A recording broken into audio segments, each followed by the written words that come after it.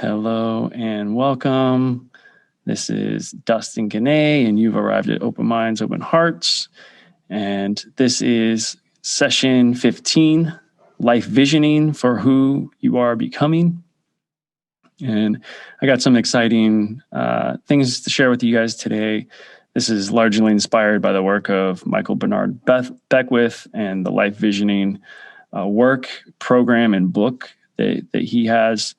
Really a great primer as we get into 2021 and think about our vision for ourselves for the coming new year and what that holds for us.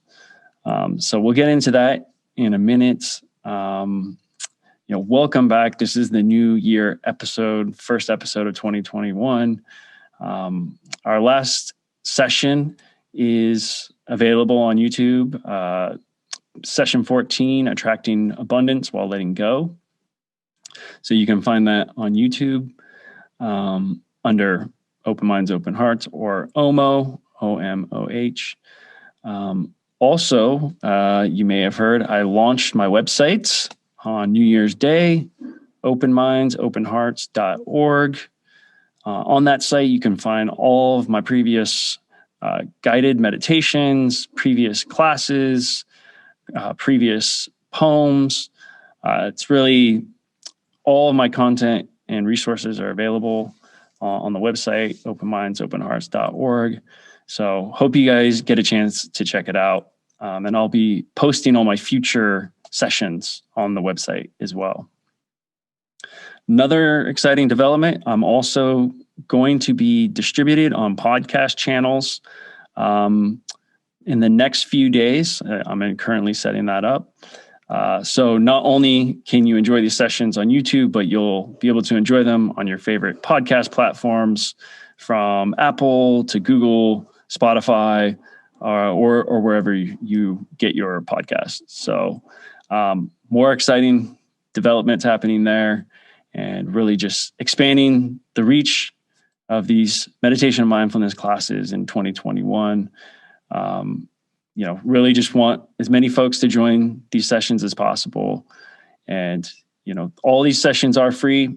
If you would like to leave a donation, you can do that if you're getting my emails, but you can also now go to my website, openmindsopenhearts.org/donations, and you can leave me a PayPal or Venmo donation.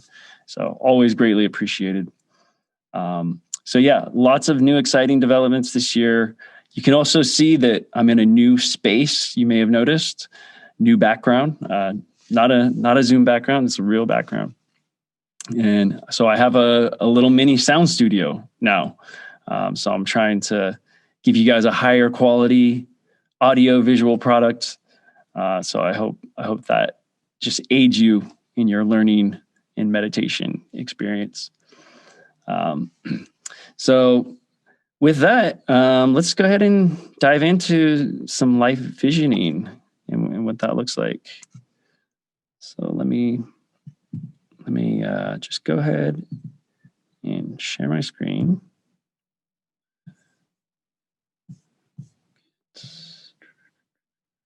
Okay. All right. So, life visioning for who you are becoming. Really excited to share this with you. I discovered this life visioning process through Michael Beckwith about 4 years ago when I first was getting into meditation. It came into my life right at the right time. I had just had my first daughter. There was a lot of political upheaval in the world, and there was a lot going on in this life visioning work that I started 4 years ago. It really kind of helped set the course for the last 4 years of my life, and everything from manifesting this class that we're in right now to my meditation practice and moving into a home with my family and my career. So many things that I think have been affected by this very powerful work of visioning work. And it's particularly apt today January 6th, 2021, as we live in unprecedented times.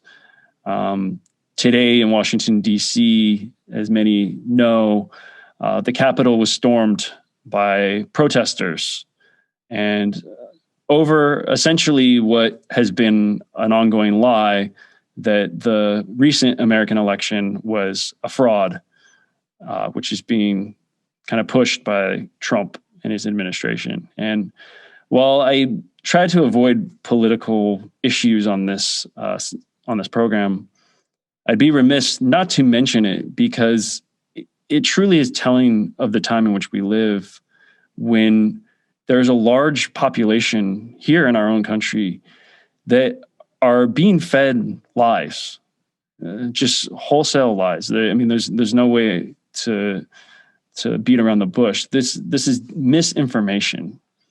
There's lies, misinformation, propaganda, and being able to discern the truth, fact from fiction, is such an essential skill and virtue.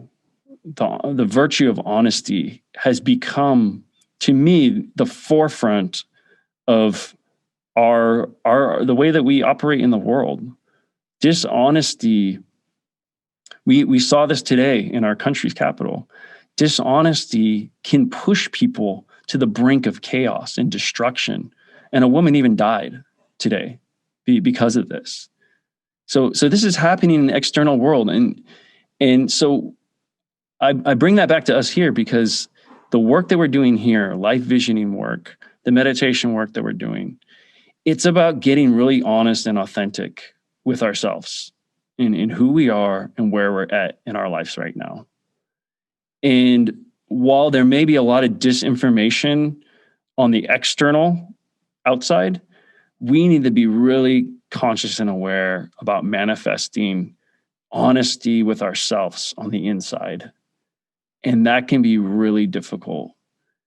But I'm telling you, this life visioning work is really about getting honest about who we are, aligning our heads and our hearts, and then manifesting new realities for ourselves, new ways of being, it could be whether it's material things and manifesting a new job or a new home, or manifesting new skills and attributes. All of these things start with an idea. And this visioning process really allows one to not just work towards goals, but really become that person, that future self that you want to manifest right here and now in the present. So, and it all starts with authenticity. So, really excited to engage in this work with you.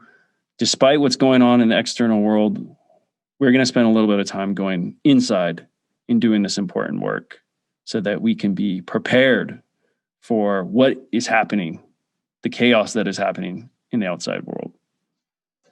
So we'll set an intention.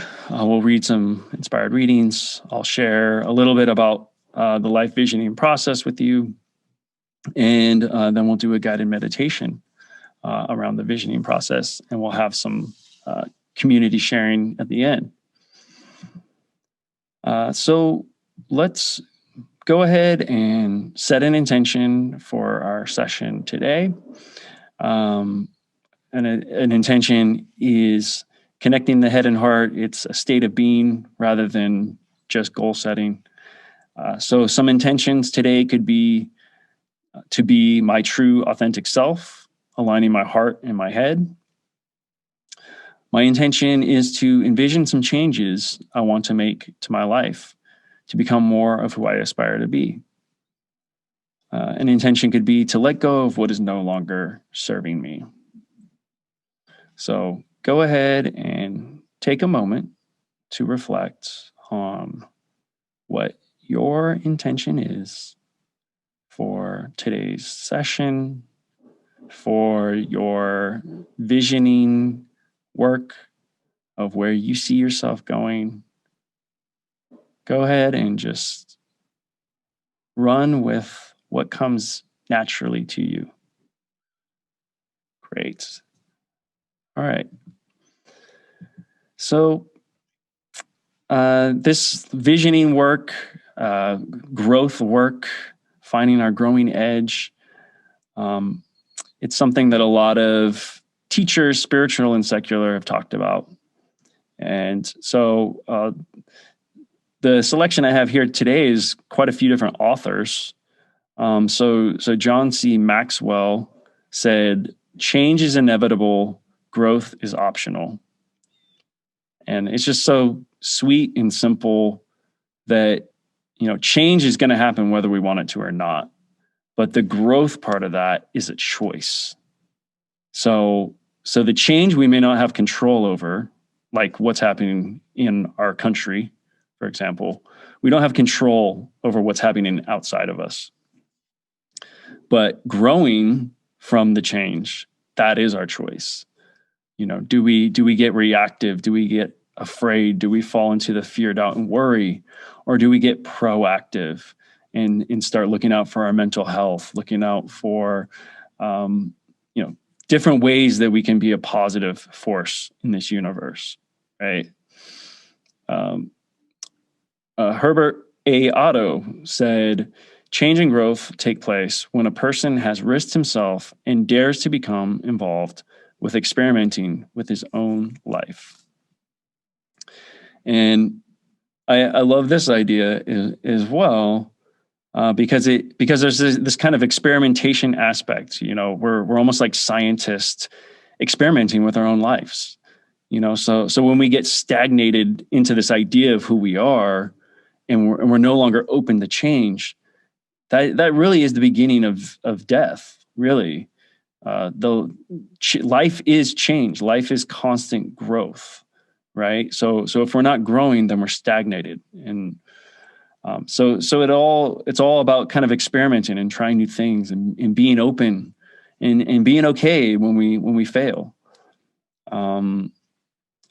And I think this next one from Bryant McGill touches on some of that. He says, "Abundance is a process of letting go that which is empty can receive."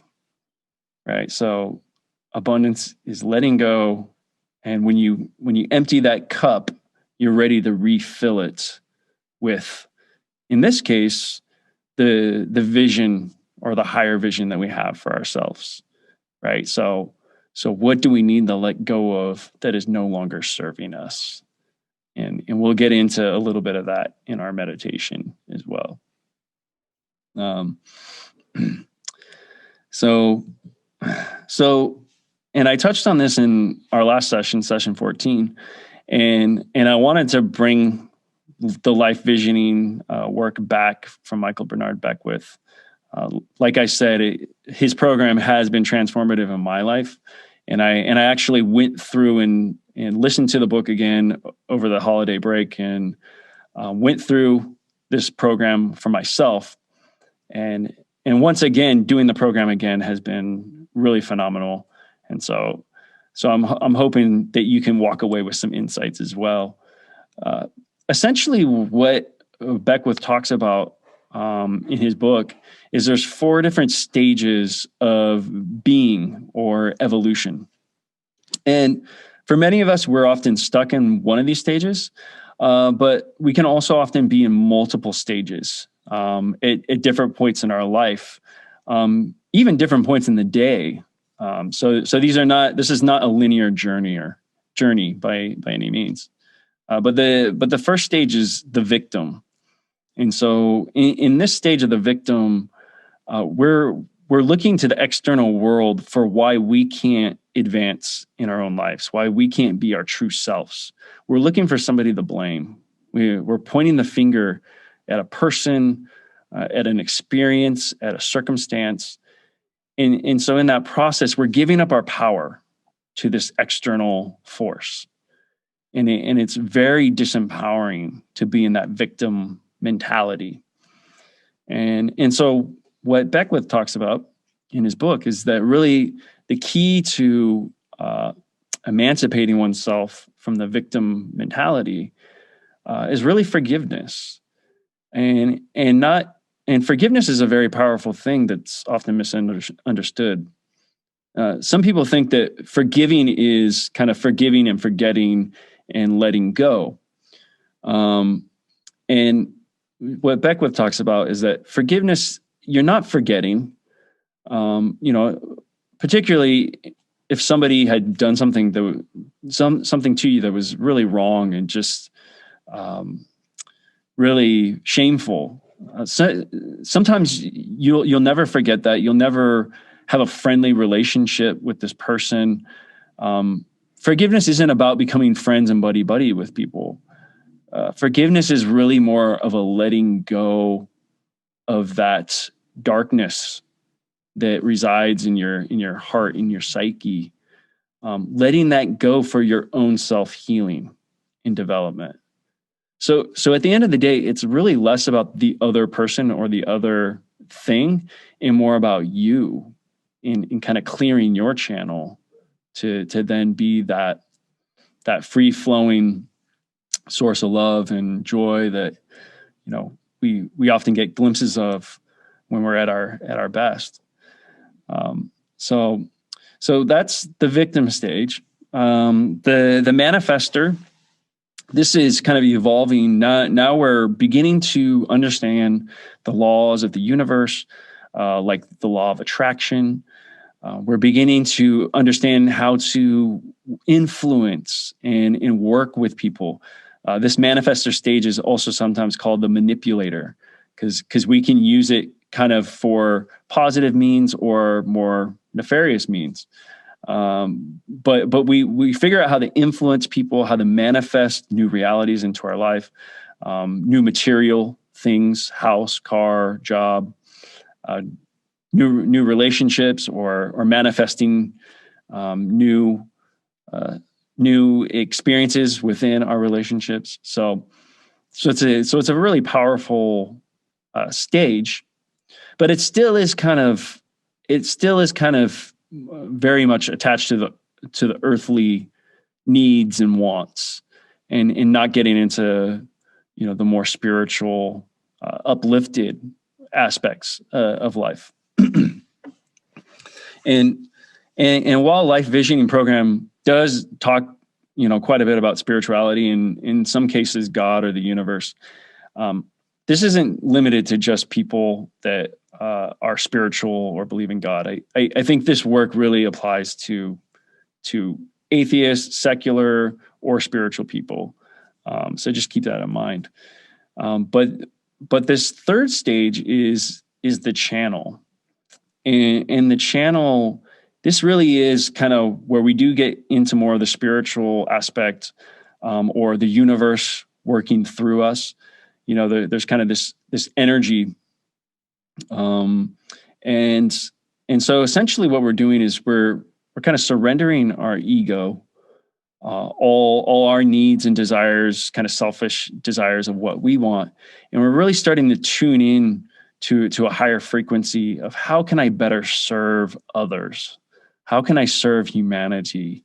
How can I use my skills and talents to be of service to others? So we're really getting into a deeper sense of being and knowing, and this is a really, as we start going up, it becomes more and more kind of enlightening as we go into these higher stages. And the fourth stage is kind of the unified consciousness stage, and so this is really where we go into full self-realization that we are not separate from other people. We are not separate from life on the planet. We're not even really separate from matter in the universe. We're all made of these basic atomic building blocks of positive and negative energies. And there's an inherent unity in ourselves as humans and in the universe itself. And there is this spiritual universal connection that's happening there. And so it's truly a powerful concept, often an abstract concept for people to understand, especially when they're watching the news and they're saying, well, I don't see unity anywhere. This just seems like a bunch of utopian wishful thinking. But I think what Beckwith and many spiritual leaders would argue is that humanity is already one. Humanity is already unified. It's just that our awareness hasn't woken up to our inherent unity, right? We're already unified. We're already one species, one family, all connected through our DNA, through the bloodline tracing back to Africa, right? So science has shown us that indeed humanity is one. So now it's a matter of awakening to that awareness. And that's really kind of at the highest level, the power of this type of visioning work. And what Beckwith and many other teachers like Baha'u'llah, from Muhammad, Christ, Buddha, all these major spiritual teachers, they all kind of talk about this oneness. And so it's a very powerful state of being to actually bear witness to that oneness. So for some of those folks, that may not be hip to the spiritual thing and are just saying like, okay, Dustin, that's great and all, but I'm not really that spiritual. I'm not that religious. I don't know about the whole unified field of consciousness. It seems a little woo-woo. Okay, that's okay. I hear you. Let's talk a little bit about some scientifically proven methods for effective goal setting so that we can kind of have a little bit of more of that high level visioning with some tactical, practical tips. And so this is from the TED Talks from a psychologist, Kelly McGonigal. And so these are some proven methods for effective goal setting. One, choose a goal that matters, not just an easy win. So, as we think about the new year and setting maybe a New Year's resolution for ourselves, we want to set a goal that's kind of a stretch goal. Not, so if we're trying to lose weight, rather than saying, oh, I want to lose 5 pounds. Well, okay, like what is the ideal weight that you want to be, right? Okay, actually it's 15, it's 20 pounds, it's, whatever it is. And then you dig a little bit deeper. And so there's this technique called the 5 whys. And so basically you ask yourself, well, why do I want to lose weight? Well, I want to lose weight because I want to be healthier and fitter. Okay, well, why do you want to be healthier and fitter? Well, because I know it's going to be good for me and I'm going to have more energy. Okay, well, why do you want more energy? Well, I want to be here for my children and my family. And why do you want to be here for your children and your family? Because I love my family and I want to be healthy and strong for them for as long as I can. And there you have your motivation, right? So now it's not about me losing weight. Now my mission is I love my family. I want to be there for my family as I get older. So I'm going to start working out and eating better to lose this weight, right? So just digging in deeper as to that why you're setting this goal. Focus on the process, not the outcome. We often get really hung up on the numbers and, I'll use weight loss again. We get hung up on, I didn't lose the 10 pounds that I wanted to lose. But did you go through the process? Did you start adjusting your diet? Did you start walking more, doing a workout regimen? If you started doing those things, you're well on your way. You're on the path. You're on the journey, and that's something to be proud of, right? So it's not always about what's the end goal. It's really more about the journey and just taking one step at a time and understanding that progress is incremental. So celebrating the small wins. If you want to lose 20 pounds, celebrate you're losing 5 pounds, right? If you want to read more books, celebrate reading one book in a month and then see if you can read 2 books in a month, right? If you're meditating and you haven't started a practice, start with 1 minute a day. And then once you do 1 minute a day for, say, 5 days, bump it up to 2, bump it up to 3, bump it up to 5. Just start baby steps. Framing your goals positively. So this is another one, because we often get caught up in the negative self-talk, especially the body image stuff, the health related stuff. We can easily go into the fear, the doubt, the worry, the negative self-talk. And so psychologists have found that when we trigger those reward centers in our brains, when we frame our goals positively, the brain likes that. The brain likes receiving rewards. So how do we keep that positive mindset and kind of reward ourselves as we get closer and closer to our goal? And then finally, turn failure into teachable moments. So, we often lose our motivation when we get a setback. If it's getting in shape for the new year, we may start really strong for a few months, and then we start to lose steam. And next thing you know, we're on the couch eating potato chips and feeling horrible about ourselves, right? That doesn't have to be a horrible moment. That can be a teachable moment. That when we fall down, that can often be the greatest catalyst to get back up and to recommit to our goal or our vision of ourselves. So those are just a few more practical tips as you think about the new year, your goal setting, your vision for yourself. So I hope that was useful. But with that, I would like us to get ready to do some guided meditation.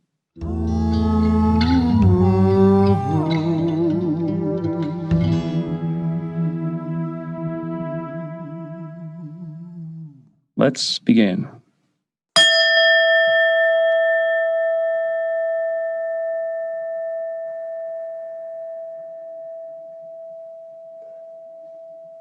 Hello and welcome. You've arrived at Open Minds, Open Hearts, and this is Dustin Guinee, and I'll be your guide today. Today we'll be doing a meditation on life visioning for who you are becoming. And this work is particularly powerful. It's inspired by Michael Bernard Beckwith, who is a spiritual teacher, founder of Agape, and also author of Life Visioning. And so before we get into it, let's go ahead and get started with a few deep breaths. So deep breath in through the nose, filling up the diaphragm, and release. Releasing through the mouth. And deep breath in through the nose, filling up the diaphragm, and release. Releasing through the mouth. And one more time, deep breath in through the nose, filling up the diaphragm, and release. Releasing through the mouth. Just begin to arrive.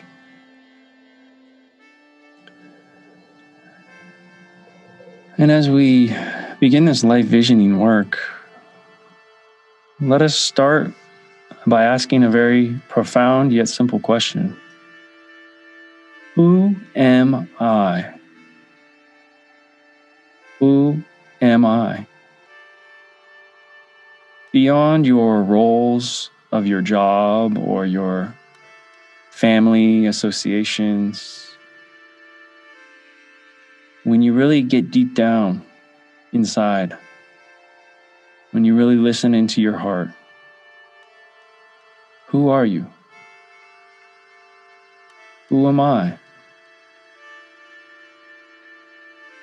Peeling back the layers, you may find some virtues or characteristics that are at the foundation of your very being.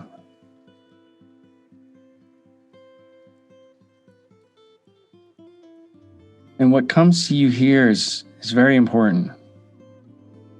As we strip away the roles and responsibilities of who we project ourselves to be and really start to understand our authentic selves, this question, who am I, begins to unravel the deeper future self that we're seeking to manifest.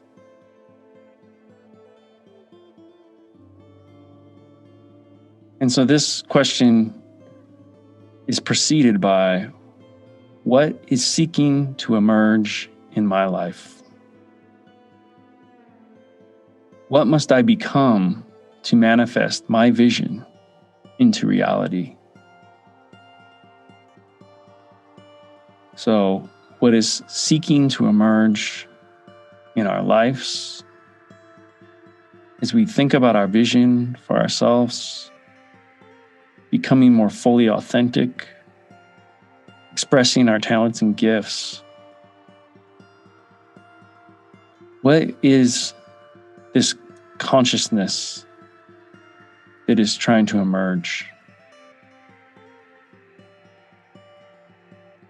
Where in my life am I being asked to develop? Where is my growing edge? How am I being asked to grow right now? Where am I being tested? You see, our growth and where we're being tested are often the same reality.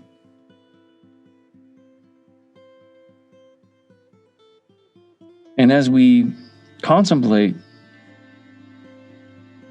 where our growing edge is, what we must become, we also need to start asking ourselves, what do I need to let go of in order to achieve this vision?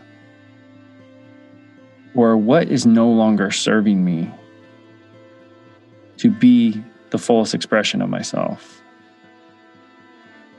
And this could be a bad habit or thoughts, feelings, behaviors that are really not serving us, that we know are blocking our energy, blocking our potential and our growth. So what do I need to let go of that is no longer serving me?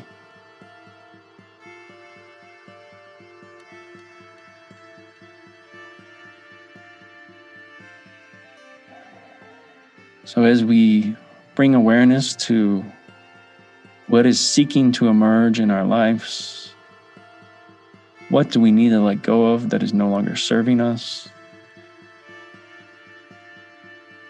We then bring our awareness to what gifts and talents and attributes do I already have that can aid me on this quest, can assist me on this journey to becoming my fullest potential.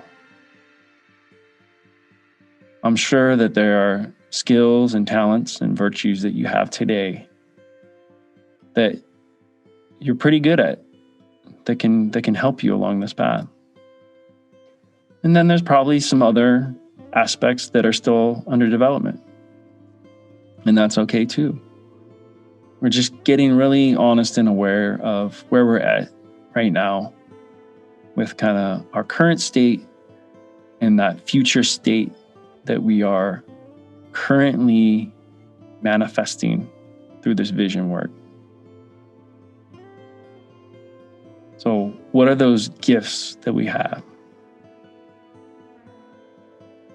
And also know that we don't need to understand how we are going to achieve this vision of our future. We don't need to know how it's going to happen. We just need to define the what. Because if we know the what, then the how will reveal itself once we start on the journey.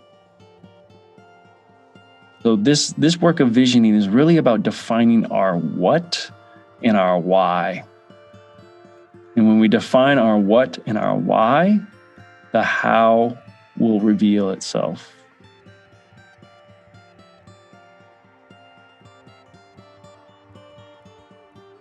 So we're understanding what is seeking to emerge in our lives, letting go of what's no longer serving us, recognizing the talents and gifts that we have available today to aid us on this quest. And while we may not know what lies ahead, we still commit to this with a sacred yes. Yes, this vision is authentic, is true to myself. This is something worth working towards. And so as we feel that sacred yes, I'd like you at the sound of this bell, feel that yes factor expanding by a multiple of 10.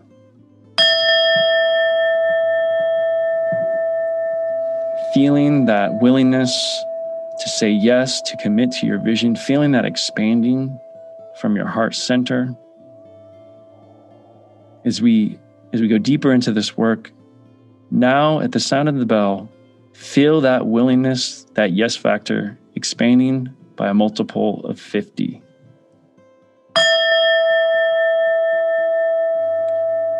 Growing, expanding, breaking out of old molds of thinking, limited ideas of why we can't be truly who we are destined to be. We're leaving that behind. We're tapping into the energy of the universe. We're putting ourselves out there, and we want to commit to this vision of ourselves. The sound of the bell, feel your willingness expanding by a multiple of 100.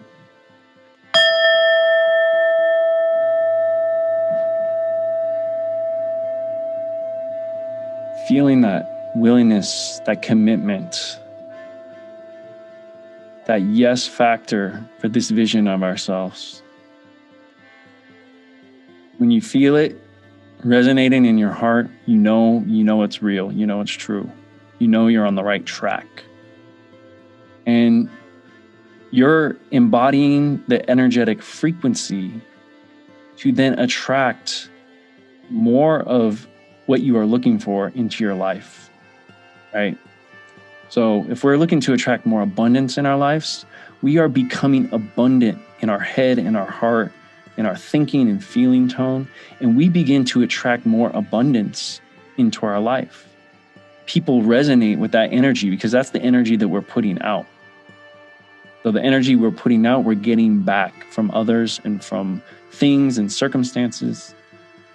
So whether that's more abundance or gratitude or envisioning a new career, a new relationship, we need to become that person that we seek to be to then attract that new person or thing or experience into our lives. And, this is just the beginning of this visioning work. We're just taking the first steps. But really think of this as the way that a sculptor has a piece of stone.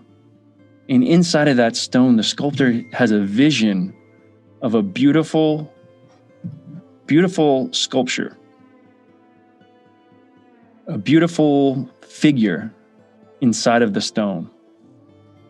And so imagine that your future self, your highest potential is right here inside of you right now. It's latent, it's in the stone, it's waiting to be chiseled out by the artist. And the artist is you. You are the sculptor. You are in control of your destiny. In music, we often talk about being in the zone when you're playing with other musicians. And there's another term that's called don't fake the funk, which basically means don't be somebody else. Be your true self.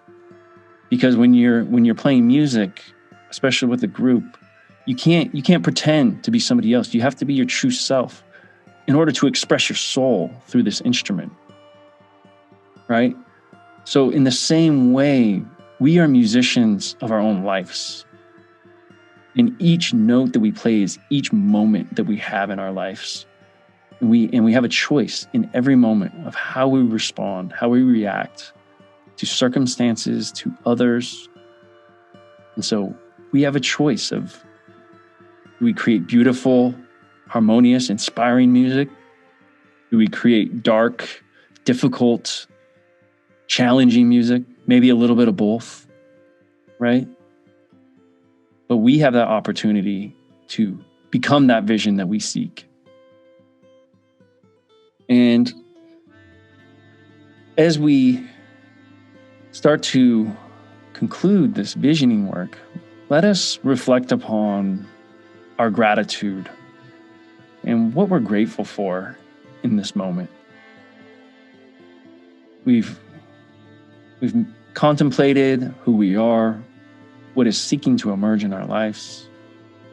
We've contemplated what we need to let go of and talents and abilities that we have today to help us on our quest.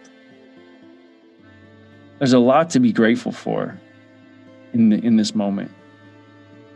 So what are some of those things, those people, experiences, skills, abilities that you can feel into your gratitude with right now? Just let that thankfulness fill your heart, and know that you are on the greatest quest, the greatest odyssey of your life. And it starts right here, right now. The fact that you're here doing this work shows me that you are putting forth your awareness and your consciousness to be the best version of yourself that you can be. So you're right where you need to be.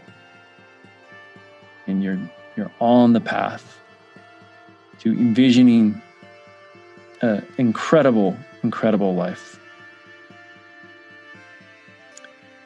So in conclusion, I would love to share with you a poem that I've written inspired by becoming and manifesting our greatest self.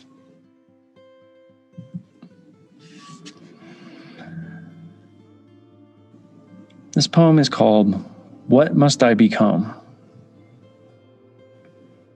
What must I become to be free? What must I become to be more fully me? What must I let go of that is holding me back? What must I let go of to stay on track? I must become a flute through which the winds of joy are filled, writing a lyrical melody back to my heart so it is healed. I must become a creator in the image of the one that created me, so I don't see through the eyes of others. I see through the eyes of me. Who is me but a vessel, a lost ship upon the expanse? To listen to my heart, set sail, and take a chance. A hero's journey starts with one step, stepping into the unknown, finding peace within the depth. Each moment starts with one breath, a journey to begin again until there's nothing left. What must I become to be free? What must I become to be more fully me? What must I let go of that is holding me back? What must I let go of to stay on track? Wipe away the dust that covers my inner light, to know what is pure, what is fair, and what is right. To detox from the toxins that have attacked my cells. To liberate me from the thoughts that create my inner hell. The insistent self is grasping, begging me to hold on to what no longer serves me, but I've held on for so long. What if I let go to float in the abyss, I'll find infinite mercy wrapped in an angel's kiss. If I let go of me, then what is truly left but my purpose, my service, and my breath? I give this breath to you so that I may be free to flow along your river, so I may finally see what it is to become the essence of being, egoless and filled with bliss. With vision I am seeing what I must become and what I must let go. Liberate the shackles from the wings of my soul. As I fly home, I know what I must become.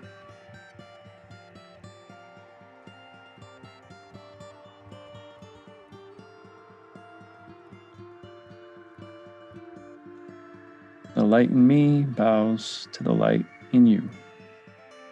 Namaste.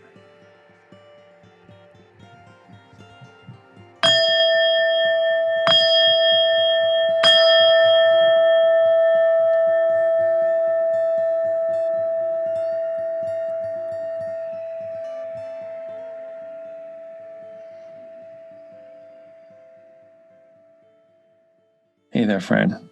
If you enjoyed that session and would like to join me in real time, then go to openmindsopenhearts.org and sign up for my free classes the first and third Wednesday of each month at 5 p.m. Pacific time. I'd love to meet you in person via Zoom online for these sessions. Also, on my website, you can find past guided meditations.